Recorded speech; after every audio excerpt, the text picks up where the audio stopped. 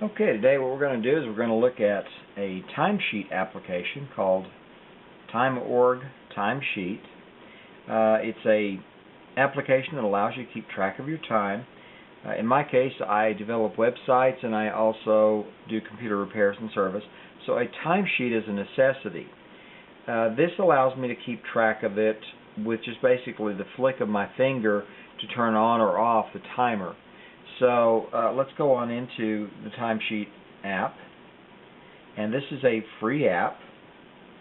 Let me go ahead and get out of that section there. Get out of there. Okay, let's go to the main screen here. Okay, so if you'll notice, this is your primary interface. Tells you the time, and then of course right now it shows sleep because I'm not doing anything. Well, I flip it over here and now I'm on the clock. So let's say I've got my clock on, I need to do some phone calls or other things. I can exit from there. It keeps running in the background. There's a badge here that shows that it is still running, so I know that that particular time clock is still in action. I can go ahead and go do other things within my iPhone, no problem. Then whenever I get ready to go back to my timesheet, I tap on it, go back into it. Notice the clock's still ticking away. Let's say I get a customer call while I'm working on somebody's computer or their website. Well, I turn that off. Now I'm sitting there in idle mode. It's not going to add any minutes until I turn it back on again, at which point it starts the time clock again. Now notice it's a brand new timer, but that doesn't matter because it still is recording it in the same day, the same 24-hour period. So let's say I've finished all my time for that day. I go in here and I tap in the center here, and you'll notice that it comes up with the calendar. If I move over a little bit, you can see it bases it upon the year that you're in.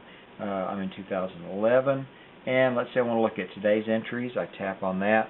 It brings up the entries for the work I've done today. I can also tag items for things such as today's date and time. I can also tag it for being a public holiday, vacation, illness, and of course my unpaid time. But the nice thing about that is it allows me to keep a little track there, and then on top of that I can tap in here in the notes area and add notes.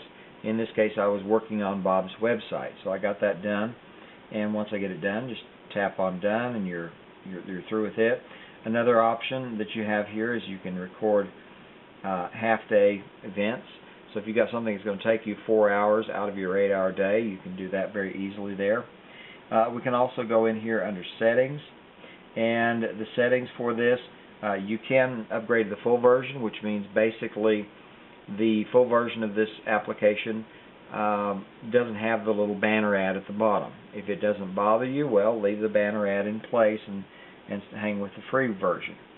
Now you'll also notice that I can buy export features. I can go ahead and actually be able to export information from this, so that's kind of nice. You'll also notice here I can set up the what my working hours are like, Monday through Friday, Saturday and Sunday. I can set it according to my work week.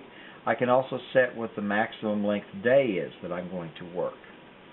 The downside to that slider is it will only go up to a 12-hour day. So if you work 16-hour days, that one feature won't do you a lot of good. But still, that's one of the characteristics of the software.